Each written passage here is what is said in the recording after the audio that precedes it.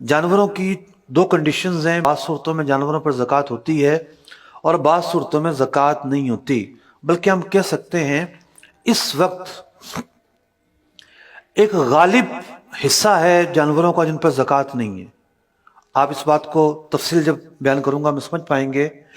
पहले हम देखते हैं कि किन जानवरों पर ज़कात है। वो जानवर जिनको बेचने के लिए ख़रीदा हो, मतलब शबान मौसम का महीना चल रहा है, बहुत सारे लोग ईद पर जानवर बेचने के लिए ख़रीद रहे हैं, उन्हें पाल रहे हैं। इनकी जो नीयत है वो है माल तिजारत की, एज ए ट्रेडिंग गुड्स के इन्होंने ये आइटम्स ख़रीदे हैं। तो ये तो वो जानवर हो गए कि जो माल तिजारत हैं, इन पर ज़कात बिलाशुबा फ़र्ज होगी।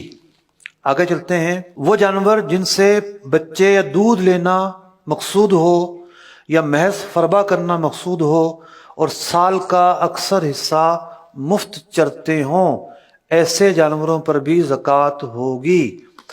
जो लोग बाड़े जिन्होंने रखे हुए हैं ख़रीद कर चारा डालते हैं, वो जानवर इस शर्त पर पूरा नहीं उतरते, क्योंकि उन्हें खरीद कर घास डालना पड़ता है। और बाड़े वाले अगर उन्होंने बेचने के लिए जानवर रखे हैं तो ज़कात होगी, बेचने के लिए से खरीदे थे। और अगर उन्होंने दूध के लिए रखे हैं तो उस जानवर पर ज़कात फ़र्ज नहीं है। दूध के लिए रखे हैं, बच्चों के लिए रखे हैं, उन जानवरों पर ज़कात फ़र्ज नहीं है। ये दो सूरतें थीं जानवरों की जिसमें ज़कात फ़र्ज हो रही थी। अब हम आते हैं दो उन सूरतों की तरफ जिनमें जानवरों पर ज़कात फ़र्ज नहीं हो रही।